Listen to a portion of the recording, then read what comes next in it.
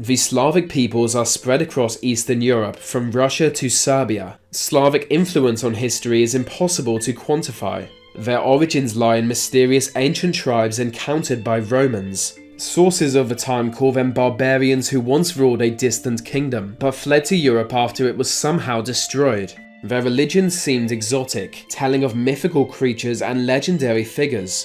Most would be forgotten by time, but in coming centuries a handful of these ancient beliefs were absorbed into Slavic folklore. Today some of the world's darkest legends are Slavic, telling of hideous monsters, deadly spirits and people from Belarus. From ancient spirits to Soviet mysteries, here are 10 dark Slavic legends.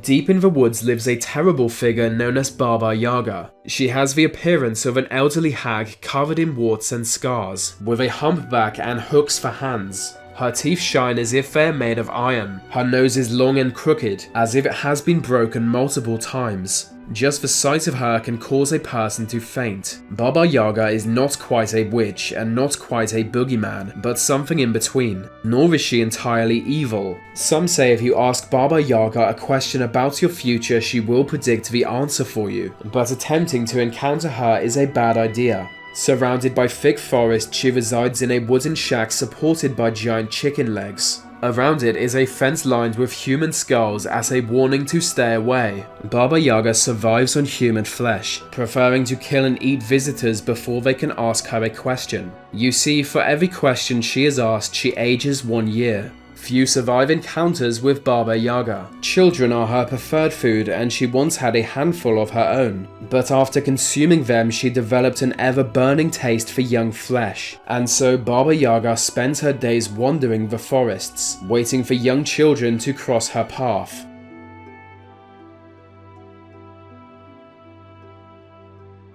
Two centuries ago, a priest in the city of Krakow was awoken in the middle of the night. By carriage, he was taken to a large mansion in the outskirts of the city. On arriving, he was led to a small room at the top of a tower. What he saw inside was a young woman wearing a white dress, and what looked like a corpse covered by a cloth. He was told to perform last rites on the woman, which he found odd as she was not the one dead. But as a public servant, he performed the last rites anyway. As soon as he was finished, the body under the cloth stood up, grasping an axe, and used it to behead the woman. The priest quickly realized the figure was not a dead body, but an executioner, and he had just taken part in a murder. The killing was organized by her father, disapproving of her choice of husband. He buried her in the basement that same night, and each night since she has returned to walk the corridors and climb the towers of her home.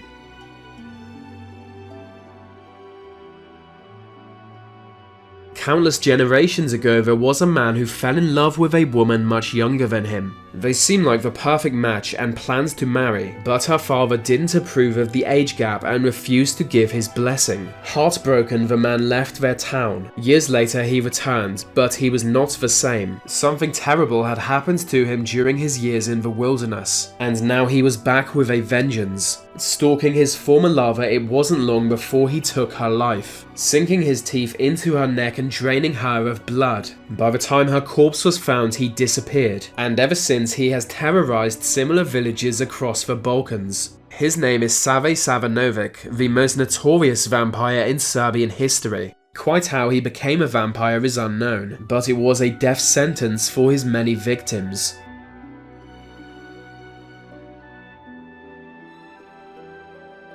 In the Czech Republic is a 13th century castle surrounded by mystery. It was a serious fortification of the time, with a location strategically chosen in part to deter invasion by neighbouring kingdoms, but also to seal shut what locals believed was a gateway to hell. Within the deepest depths of the castle is a seemingly bottomless pit. Before its construction, strange winged creatures were known to emerge from the pit. These half-bat, half-human monsters were known to fly into the surrounding countryside, free to terrorize local peasants. After generations of death and terror, Huska Castle was built to contain the problem. But the pit wasn't actually sealed. It was left open for multiple purposes. The first of such was criminal justice. Local prisoners sentenced to death would routinely be brought to the pit and thrown in, on the understanding that anyone to return from the pit alive would be given a full pardon. But only one man ever returned, and he wasn't exactly thrown in. The pit is too deep and dark to see the bottom of it, even when a lit torch was dropped in. To investigate, one prisoner was offered a full pardon in return for being lowered into the hole by rope.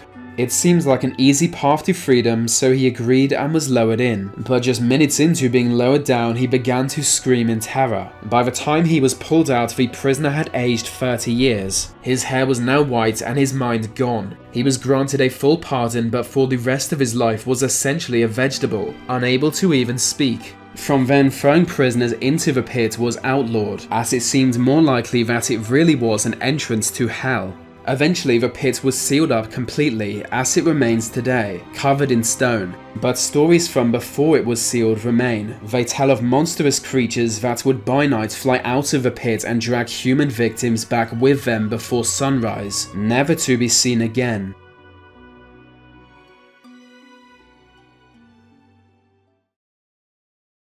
Lurking below the waters of remote lakes and rivers is a strange being known as Vodyanoy. Vodyanoy is somewhat human-like, but with the head of a giant frog. It is covered in dark scales, green algae and mud, with webbed hands and glowing red eyes. It is a malicious creature known to deliberately break dams so that he can watch small towns be flooded and destroyed. Vodyanoy is king of the underwater world. It is under their orders that sirens lure sailors to their premature deaths. But death is often the best outcome of an encounter with Vodyanoy. Among other things, he is notorious for hiding under the surface of lakes, waiting for someone to approach. When an unsuspecting human gets close to the surface, he would suddenly emerge from below, and in the blink of an eye drag his victim underwater. Underwater, he would transform them, granting immortality so they could serve him forever. In his underwater kingdom, they remain in slavery thousands of years later. The one redeeming feature is that by winter, lakes and rivers would freeze over, trapping Vodyanoy.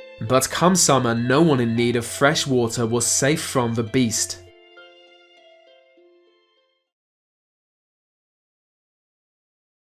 Somewhere in Eastern Europe is an insane doctor driven mad by the death of his children. In his madness, he now spends his days attempting to bring them back from the grave, believing fresh organs from other children might be the secret.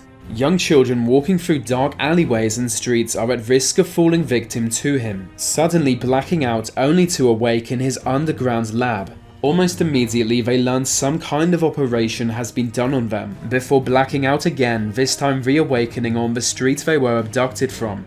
He is known as the Collector, the man who steals fresh organs and stores them in jars, hoping that one of them might somehow bring his children back to life. But with each victim, he changes location, leaving authorities with no sign of who or where he is.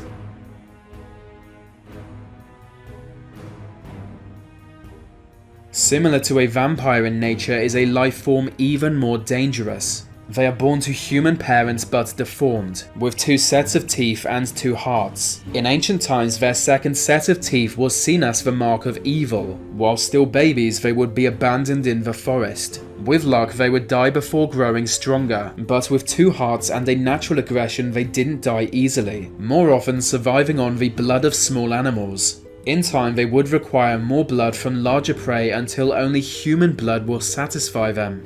They hunt by night, transforming into an owl to stalk lone travelers, swooping down on them at the perfect moment. What was left of a traveler would soon be identified, if it was recognizable. There is just one way to kill these monsters: behead it and bury the skull separately from the rest of its corpse. Attempt any other means and it will only return.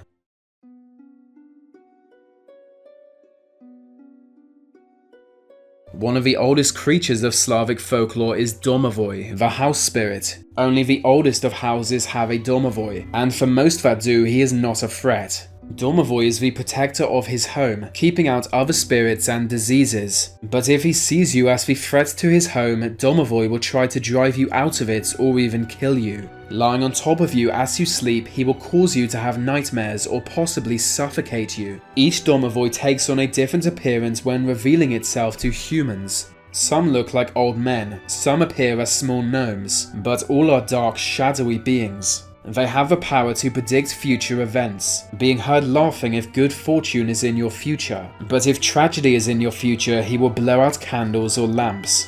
Some houses also have a female spirit known to leave wet footprints on the ground. She must be respected above Domovoi, as her wrath is even worse.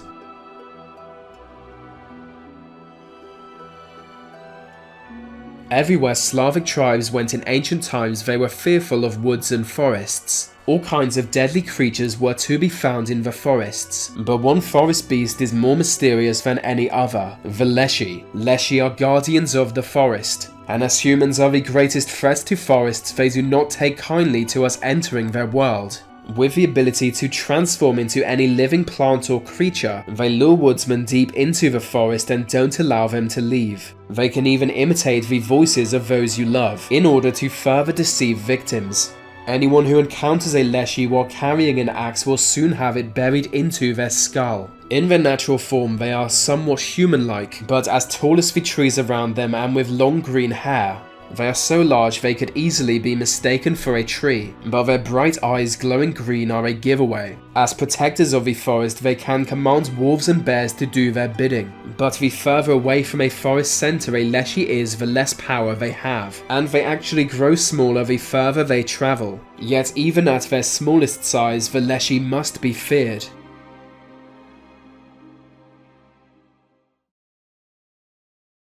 In the days of the Cold War, Eastern Europe was almost entirely isolated from the outside world. Soviet states had their own entertainment, intellectual movements, and industries. The Soviet automobile industry produced moving symbols of Soviet authority. Among the most iconic Soviet cars was the Black Volga, a high-end luxury limousine driven by powerful officials of the state. The mere sight of a Black Volga could cause panic, partly from the possibility it was driven by Soviet secret police, but more due to a dark legend. In the 1960s, the Volga was at the height of its prestige, and it was at this time stories emerged of a maniac using his Volga to kidnap children. The car would appear as if from nowhere, and within 24 hours the first child to see it would disappear. By dawn the child would be dead, their corpse drained of blood as if a vampire had consumed it. Some say it was driven by vampires. Others say the driver was Satan himself, or just a deranged murderer.